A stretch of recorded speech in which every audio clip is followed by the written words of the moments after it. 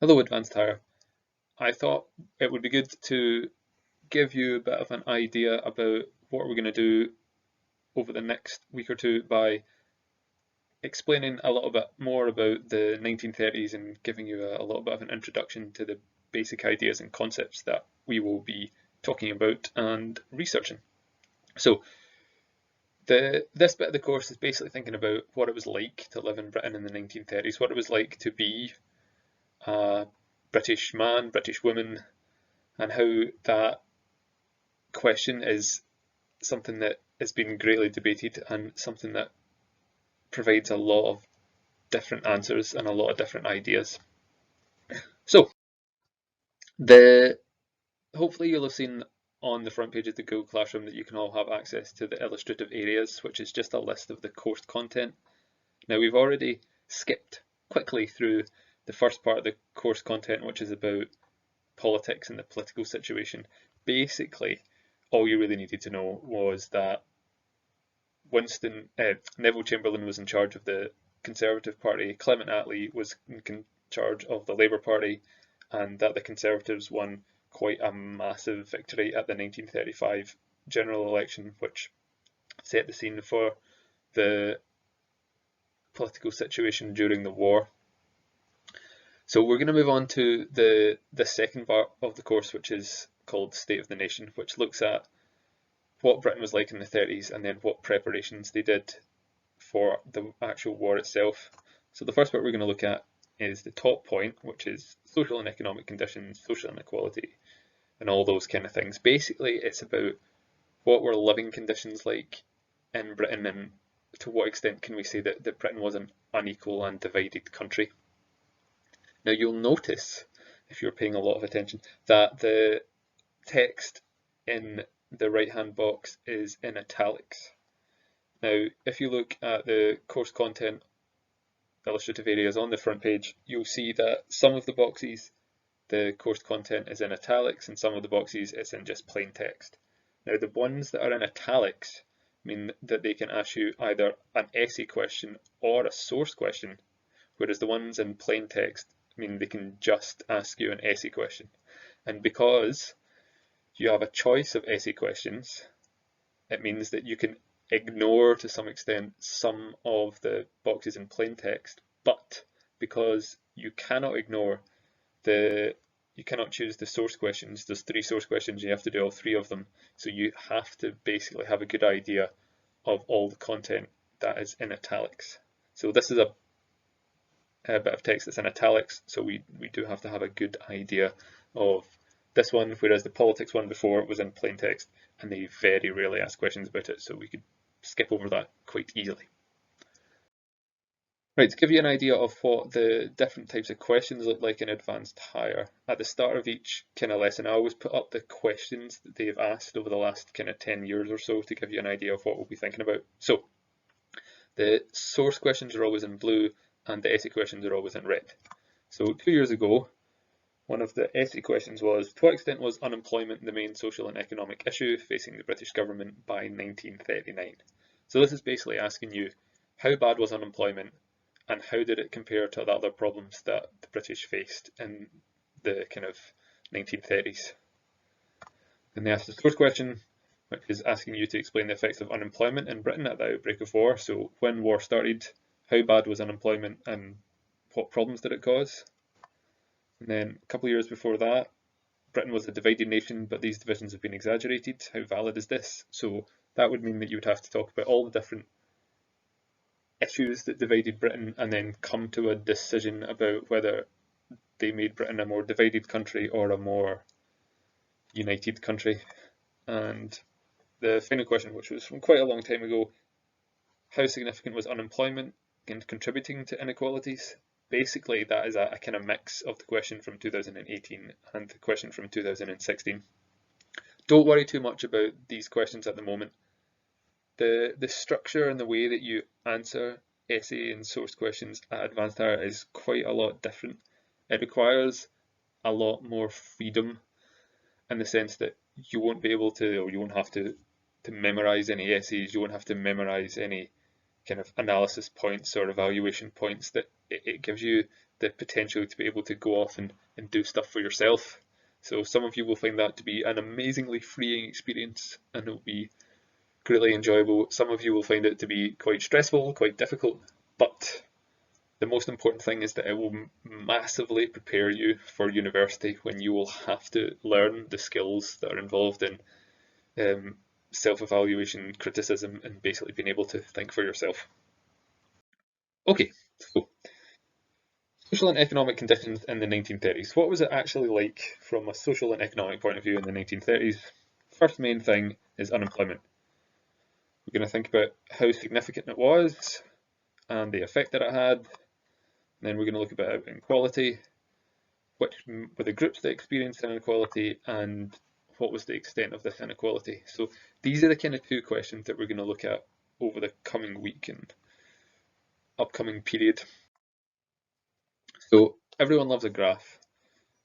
You'll notice, I'm going to show you quite a few graphs over this coming lesson, that the figures for unemployment aren't always the same. So you can see that in 1931 it says the unemployment rate was about 15%. Now we'll look at some other stuff that will say that the unemployment rate in 1931 was actually a bit higher or a bit lower, and that's because the way that we measure unemployment is very difficult. Deciding whether someone is unemployed or not isn't actually all that straightforward, because it depends whether you want to include people that are unemployed because they are not seeking a job, that are unemployed because they've retired, that are unemployed because they are in some form of education, or whether they're underemployed. So at the moment, one of the measures that we use today to measure unemployment is that you are technically counted as employed if you've worked for an hour over the last week. Now, most people would probably agree that if you've just worked 1 hour in a week, then that's not a particularly great measure of employment. However, that might mean that you have access to a job and can technically count yourself as employed. So when we are looking at these sort of figures, you've got to be aware that while they're not always going to be exactly the same, the general trends will show us something roughly similar. So looking at this graph specifically, which is a graph of obviously the interwar period between the end of World War I and the beginning of World War II, you'll see that the situation in 1918 was pretty good. Basically, everyone was employed because it was a total war situation and everyone needed to be working. And then after the war, things got a little bit bad. And then by the 1920s, with the decline of a lot of heavy industries, unemployment became quite high. And then we got into the 1930s with the Great Depression, when unemployment became extremely high. Now, this seems to suggest that the interwar period was a period that was quite bad for unemployment, that generally speaking those sort of 20 odd years were not a particularly great time in terms of employment. And to show that a little bit more in context, we can see that this graph shows the employment situation of the last 150 or so years, and you can see that between 1918 and 1939 unemployment was historically extremely high, that a huge number of people were unemployed. And you can see as well there that in 1931 unemployment is kind of up over 20%, which is different to the figure that we had before. So they're obviously measuring unemployment differently, but you can still see the general idea that unemployment has gone up significantly in this period. Now, obviously, if we were to include 2020 figures for this, that would massively disproportionately shape the graph, because they're obviously off the chart due to the situation that's going on at the moment. So that's something to maybe have a little think about as well. But we can see generally interwar period unemployment is very high, and in the 30s in particular unemployment is extremely high. However, you'll notice that towards the end of the 1930s unemployment was beginning to go down, that things were improving. Now, they were still by 1939 exceptionally bad, well over kind of 12-15%, but it had arguably halved from the peak of unemployment which happened in the kind of early 1930s, early to mid 1930s. So what did unemployment mean? What are those figures actually telling us? And you can see along the side we've got another little graph where the unemployment figures are again slightly different, but you see the general trend is still the same.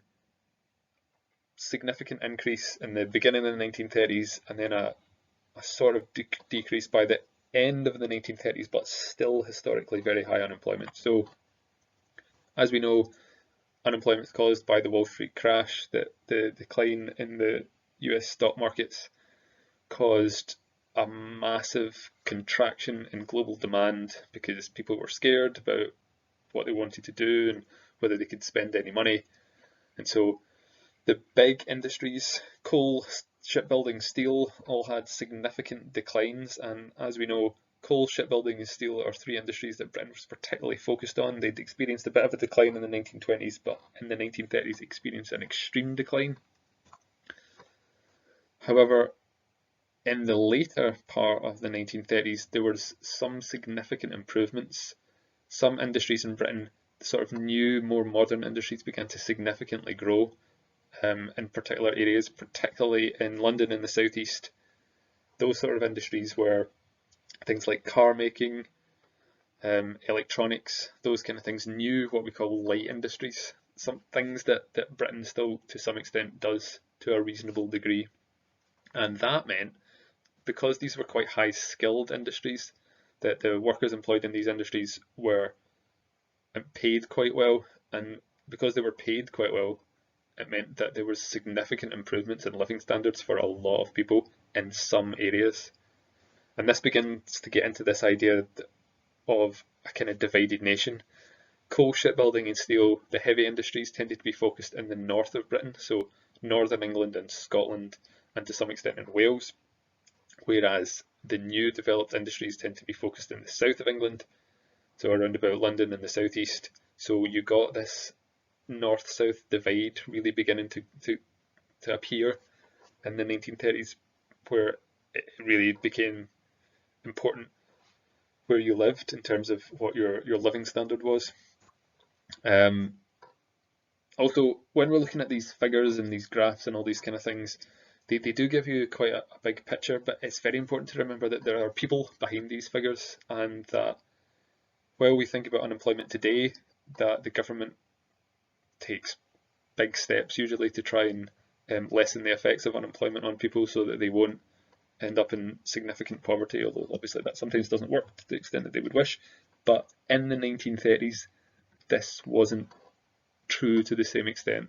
You have to remember that the labour reforms hadn't happened yet, so you ended up with a lot of people that ended up without a job in the 1930s were in real trouble. The social safety net that exists today, the welfare state, it just didn't exist in the 1930s. So people that lost their jobs were in real threat of not being able to afford to find somewhere to live or to afford to eat. So this gives us this idea of real contrast, that there are some people who are getting new jobs, that are paying well, and their living standards is improving, and there are some people that are losing their jobs, and their living standard is obviously massively decreasing.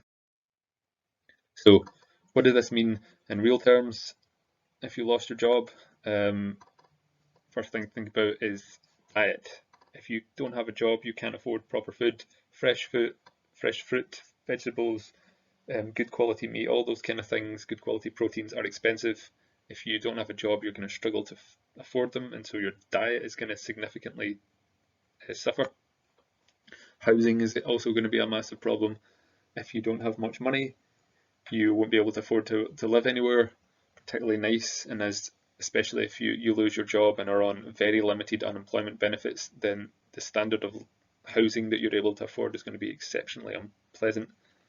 So overcrowding, disease, all these kind of things massively existed in the 30s. If you had no money, then obviously you're then going to have to choose between rent and food, and that again is going to cause significant problems. The government did try to attempt some slum clearances, but knocking down horrible tenement flats and things like that. However, the 20s and 30s weren't really the time the government had excess money to be able to do this, and so while they managed it to some small extent, for the large part, slums continued to exist. other big challenge for if you're unemployed is that a lot of people who were unemployed couldn't afford to send their children to school. There was universal education provision for some, but if you wanted to send your child to a grammar school, if they were particularly talented, or if you wanted to send them to university, there were often fees involved. And obviously, if you can't afford to pay your rent, you're not going to be able to afford to send your child to a good school. There's also class mobility, basically this idea that if you were born as a working class person, you were exceptionally likely to live your life and then die as a working class person. It was very unlikely that you would be able to progress through the classes, especially if you lived in the northern part of Britain, because there just weren't the employment opportunities that would allow you to move up through the classes to improve your situation in life. We also ended up, because of the significant problems of unemployment, with a lot of people becoming desperate, and desperate people resort to desperate measures. So you get a lot of riots, a lot of demonstrations, a lot of very peaceful demonstrations, especially around the northern cities in England and some of the cities in Scotland. The most famous of these demonstrations is probably the Jarrow Hunger March, which happened in October 1936. I'm going to share a video for you to watch about that, but it's a very interesting period of time. A lot of people have heard of the Jarrow Hunger March. It's something that kind of has filled the popular consciousness. And so when people think of the 1930s, they do tend to think of the Jarrow Hunger March because it is something noteworthy. But you have to try and think for yourself, well, is this event, although something that's generally recognised, is this a good representation of what it was like to live in the 30s? Now, obviously it was for some people.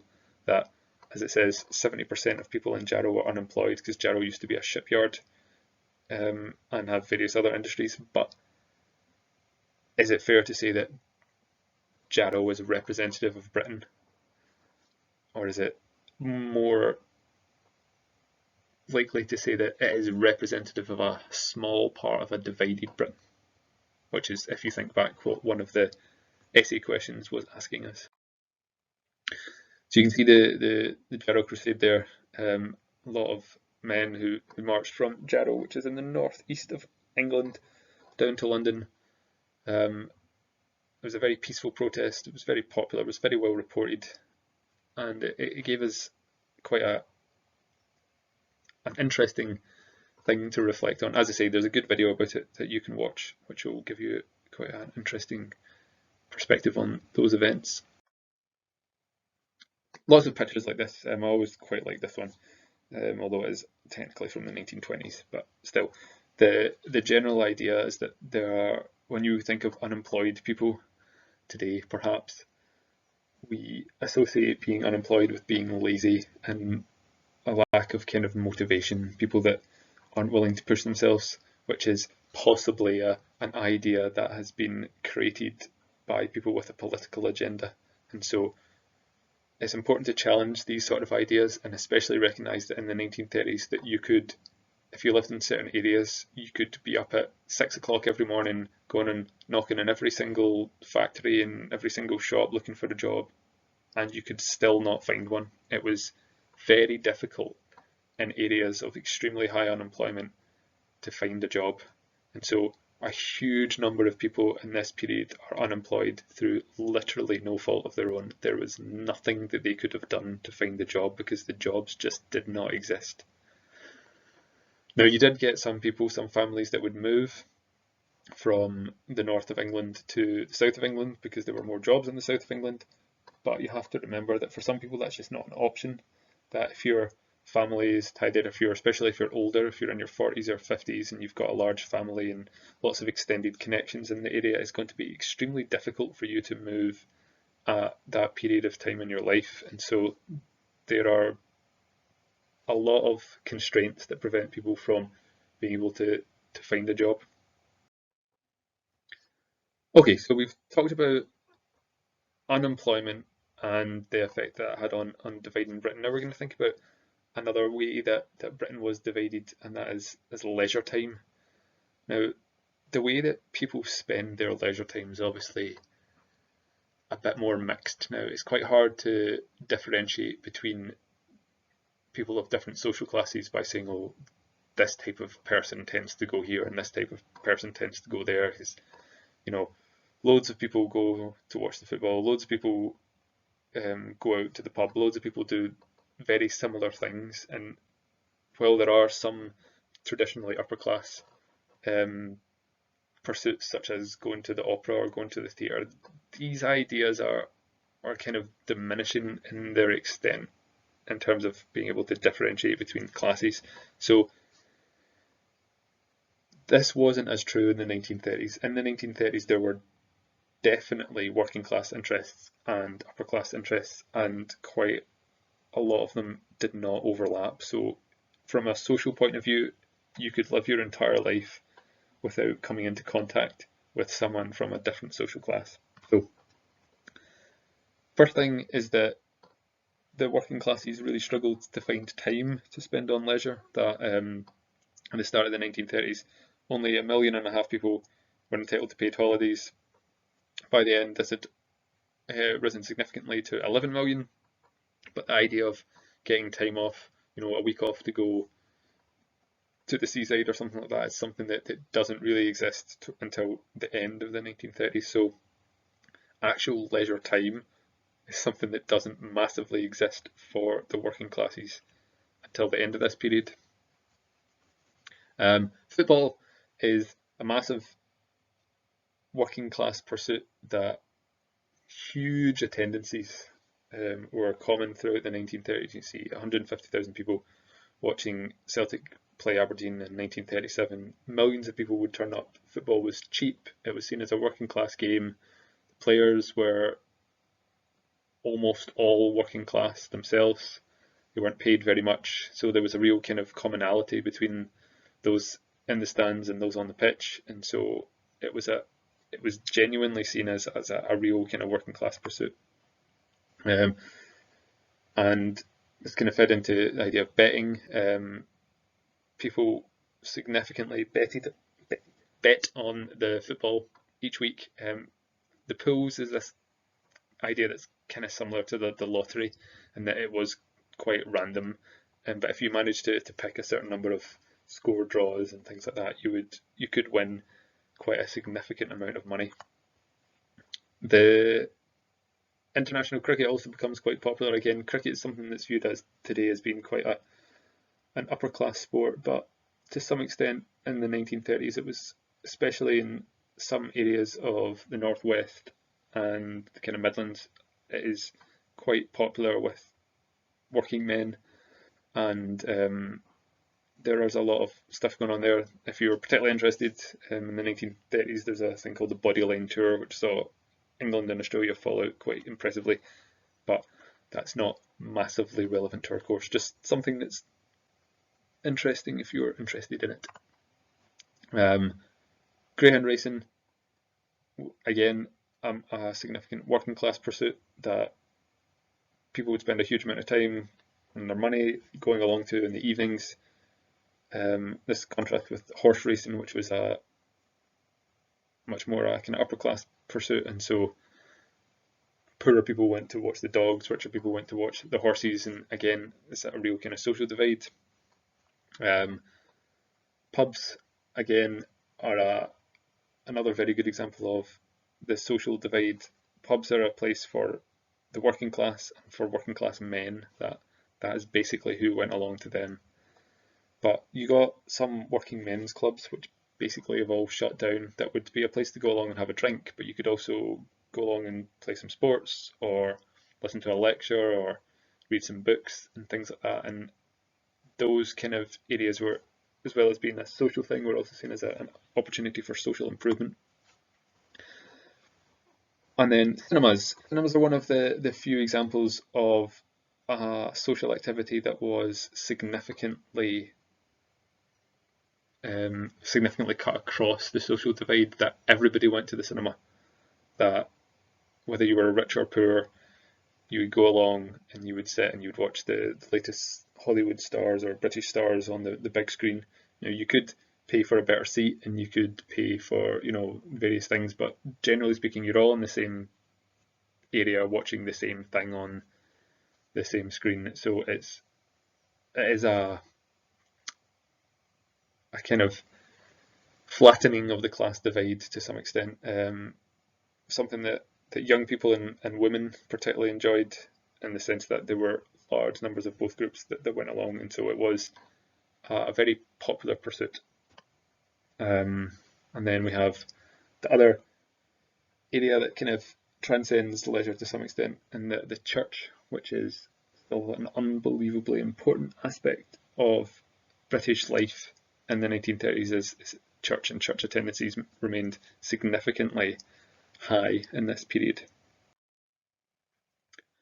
Okay, so we talked a bit about the geography divide and a bit about the economic divide and a little bit about the social divide, and now think about the gender divide. So life in the 1930s was very different for women. That if you were a woman, especially a working class woman, you probably go out and get a job when you left school, but you would only work there for a couple of years, because once you've found a husband, or a husband found you, that you would almost always leave work and go and take on the role of homemaker.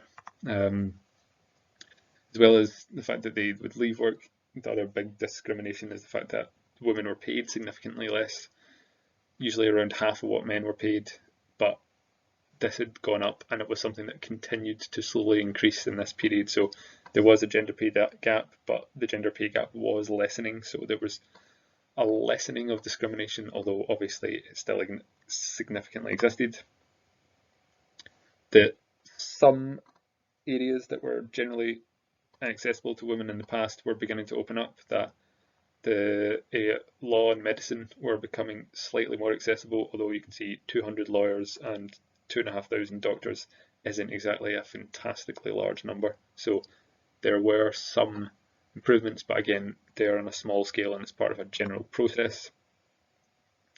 Again, in terms of education in high schools and things like that, and at universities, there's a massive gender gap, that there were men's subjects in schools, or boys' subjects in schools, technical education and those kind of things, and girls' subjects like HE, home economics and sewing, cooking and homemaking, those general ideas, that education was very much seen as being something that would prepare you for the life that you were going to get when you left school. And for men, that was going to probably be going out and working with their hands, and for women, it was going to be in the home looking after children and cooking.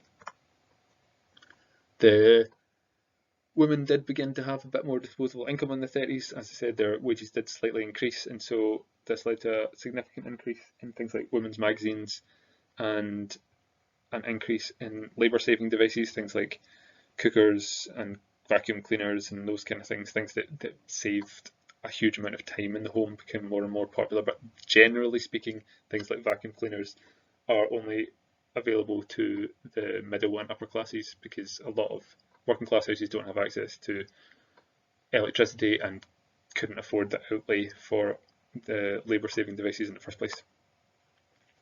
Some laws change as well. You get an improvement in the law with regards to marriage, that women could divorce due to adultery from 1923, and due to cruelty, which is basically if the husband had been violent or demeaning, and this allowed some women to be able to divorce their husbands, but generally was an option only available, again, to the upper classes, that it required money and access to law and access to usually politicians, and so it was a difficult thing to achieve.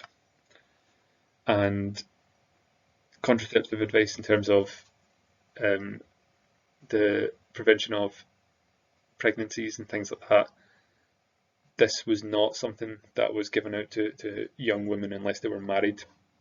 So there was still a significant taboo around about sexual health and those kind of things, and so the idea that women had some kind of control or agency over their own bodies is not an idea that exists in the 1930s, and doesn't really come to exist until much later on. We'll see a bit when we look at changing attitudes towards women during the war, how this idea begins to change a little bit, but it is not until significantly after the end of World War II that you see any real movement towards improvements in terms of sexual health and those kind of ideas.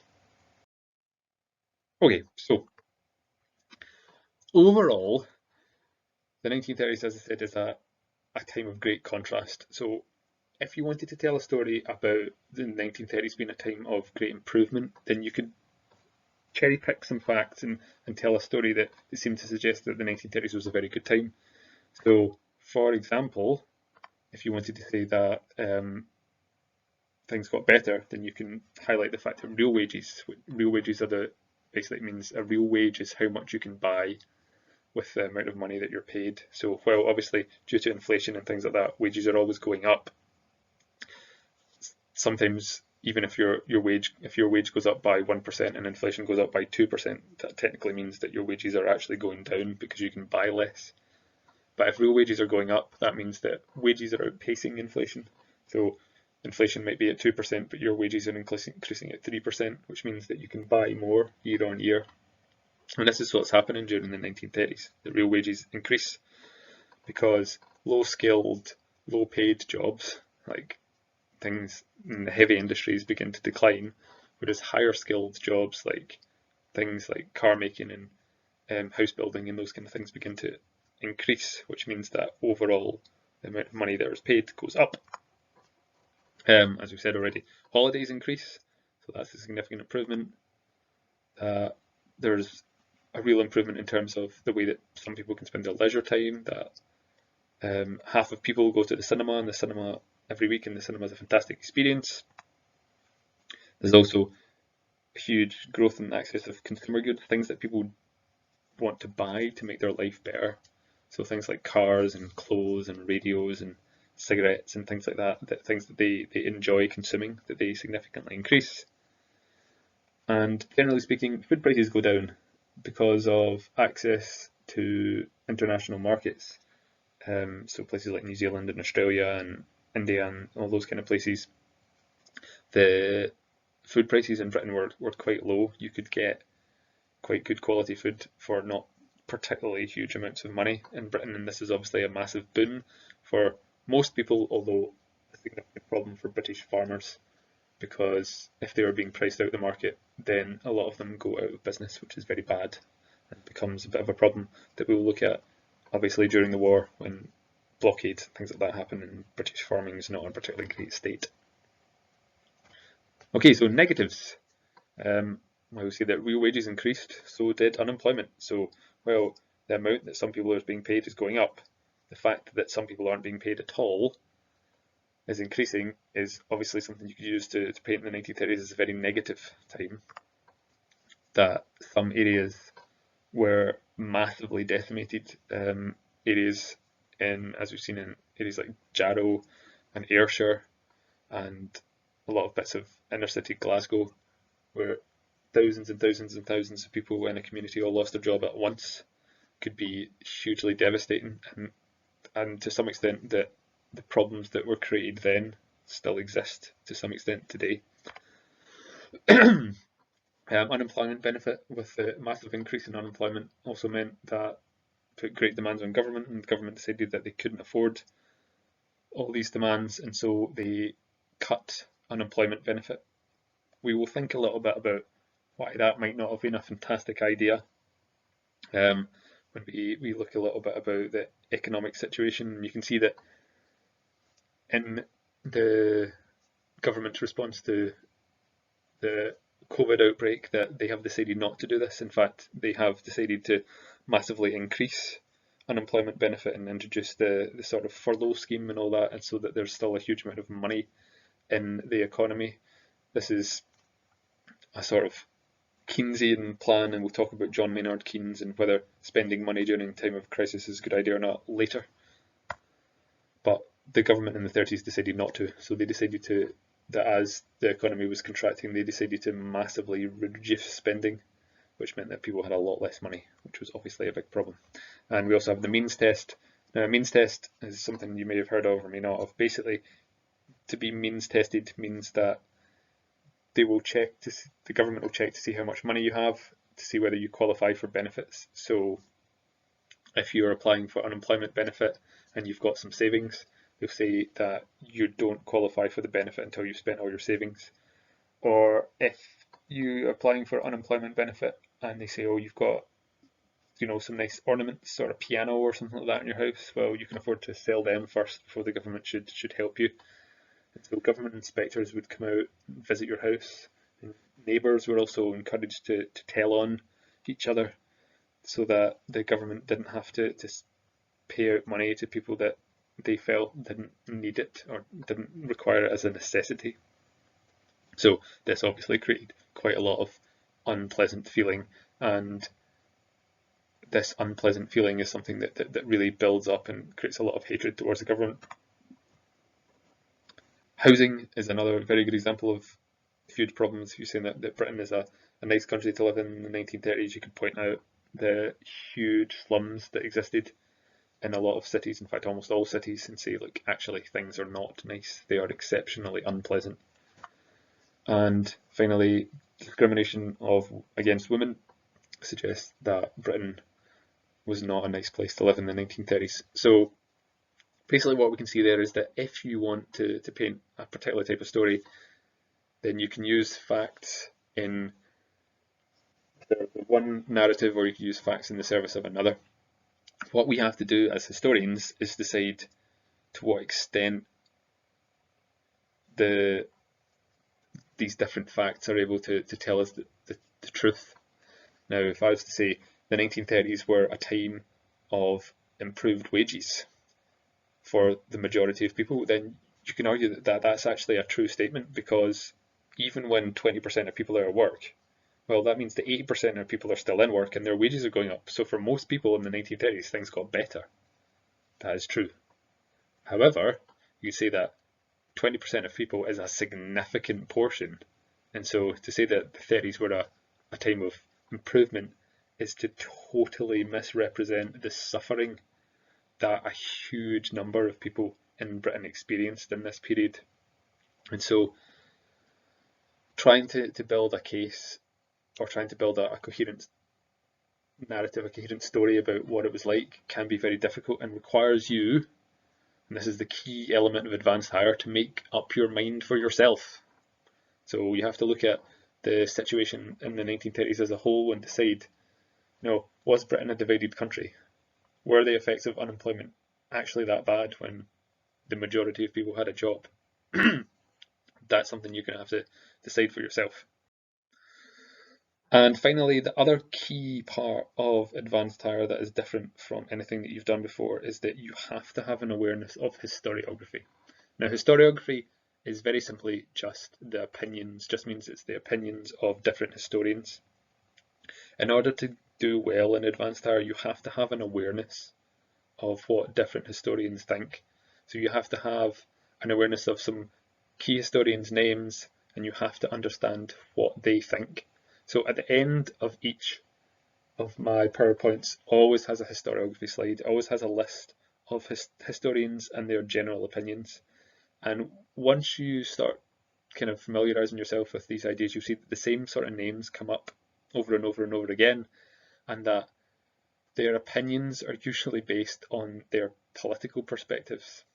So you can usually guess what they're going to think before even reading it, depending on who it is. So if they're a left-wing historian, they are almost certainly going to say that the 1930s were pretty unpleasant and a time of government failure and mass poverty, because their left-wing historians tend to concern themselves with the masses of the people, whereas historians that lean a little bit more to the right might say, well, actually the 1930s are a time of prosperity and improvement, and it's right that the government kind of left people to their own devices because this allowed industries to grow and allowed a lot of industries to develop on their own, which improved the wages and living standards of a huge number of people. So here are some historians, and you may be familiar with some of them already, some of them may not have heard, and just generally what they think. So first one, Tony Mason basically says that Britain was a divided country, and that it's a disgrace that when it was Britain was one of the richest countries in the world, that they had such horrible poverty in so many places. Charles Locke Mowat says that again, that it was a divided nation, and he says that in the 1930s people became a lot more aware of their class, that they were aware of the fact that they were the working class, and that this was definitely helped by international events such as the Spanish Civil War, which was seen as a battle between the upper class and the working class, and the working classes felt that they were persecuted and were being forced to live in horrible circumstances by rich people. Martin Pugh is a very famous historian who you're going to become familiar with, says the timidity of ministers was not due to the absence of alternative economic theories, but to a failure of political will. He basically says that the government could and should have done something, but deliberately chose not to because it went against Conservative Party policy to intervene significantly in the economic situation of their country. So he blames the government significantly for the problems that existed. Angus Calder is a bit more balanced. He says that for some it was brilliant and for others it was terrible, and that you can kind of see that Britain was definitely a divided nation based on those kind of judgments. John Stevenson says that if you look at it in the whole, that the 1930s were a time of significant economic growth. Simon Kama, who's one of the kind of Britain's favourite TV historians, you'll see him on the television a lot, and you might have seen some of his documentaries, has a very good quote about this. There were actually three Englands: the clapped out wreckage of the old industrial heartlands, so that's the kind of northern Britain, then Morton Albion, Hull limestone hamlets nestling amidst velvety dales. What he's getting at here is this idea, there's an idea of England, a kind of idea of Britain and the little kind of countryside villages, this kind of British myth.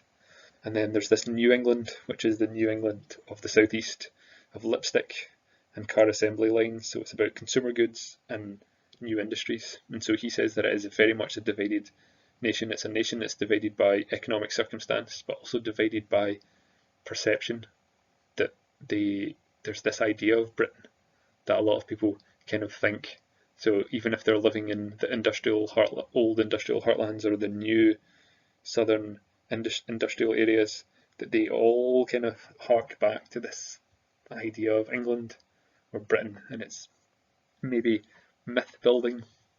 And then finally, no, not technically a historian, still worth thinking about, is George Orwell, who's the author that I told you to read a bit of The Lion and the Unicorn. And then he says economically England is certainly two nations, if not three or four. As I said, the point he's probably trying to get at there is that there are some bits of England that are very rich, some bits that are very poor, some bits that are in between. And so to think of a kind of unified concept of England or Britain is to make a mistake, is to make a misjudgment.